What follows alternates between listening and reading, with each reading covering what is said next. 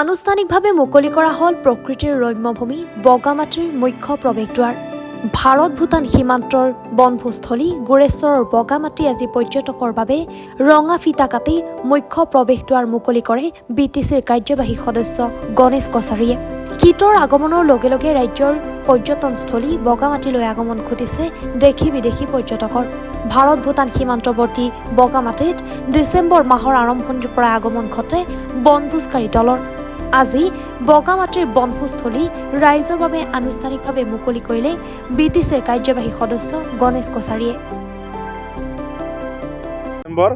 আজি আমাৰ 25-26 বৰ্ষৰ যি বগামাটি পিকনিক স্পট আজি আনুষ্ঠানিকভাৱে মানে উদ্বোধন কৰা হৈছে আৰু 25-26 বৰ্ষৰ কাৰণে যাতে আমাৰ মানে টুৰিষ্ট মানে এই বগামাটিত আপোনালোক মানে আহে তাৰ কাৰণে আজি আমাৰ আনুষ্ঠানিকভাৱে মানে উদ্বোধন কৰা হৈছে।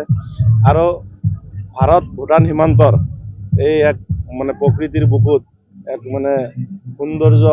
আৰু মই এটা কথা আপোনালোকক জনাব বিচাৰোঁ যে আমি অসমৰ ভিতৰতে বগামাটি আমাৰ এটা মানে এই নাগজুলি বা গোৰেশ্বৰ অঞ্চলৰ এটা পৰিচয় যে আমি ক'ৰ পৰা কেতিয়াবা যদি সোধে কোনোবাই যে ক'ৰ পৰা আহিছে, মই বগামাটি নাগজুলি বুলি ক'লে মই হয়তো চিনি নাপাব পাৰে বা গোৰেশ্বৰ চিনি নাপাব পাৰে, কিন্তু বগামাটি বুলি ক'লে সকলোৱে চিনি পায়।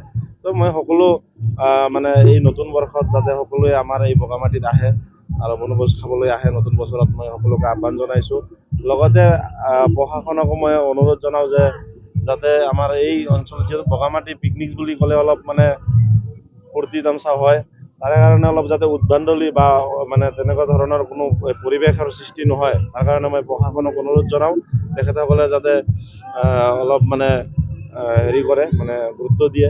এই আমাৰ যি টুৰিষ্টসকল আহে, মানে আমি দেখিবলৈ পাওঁ যে প্ৰত্যেক বছৰত বগামাটিত অহা বহুত টুৰিষ্টসকল মানে এক্সিডেণ্ট হয়। তো সেই এক্সিডেণ্ট যাতে কম হয় তাৰ কাৰণে প্ৰশাসনক অনুৰোধ জনাওঁ। আৰু ইয়াৰে যিটো NGO আছে আমাৰ ইকো টুৰিজিয়াম ছ'চাইটি দাউৰাজাৰ NGO ল'ৰা মানে যিসকল আছে তেখেতসকলক মই অনুৰোধ জনাওঁ তেখেতসকলে যাতে এই এৰিয়াটো চাফ চিকুণকৈ এটা পৰিৱেশ মানে ধুনীয়া এটা পৰিৱেশ কৰি ৰাখে, পৰিৱেশ এটা সৃষ্টি কৰে আৰু যাতে টুৰিষ্টসকলৰ সুবিধা হয়, যাতে আহি কিনে মানে তেখেতসকলে নিজৰ মানে যিহেতু ইয়াতে ফূৰ্তি কৰিবলৈ আহে বা পিকনিক খাবলৈ আহে, তেখেতসকলৰ কোনো অসুবিধা যাতে নহয়। গোৰেশ্বৰৰ পৰা সত্যব্ৰত দাসৰ ৰিপৰ্ট, এনি ভাৰত 24।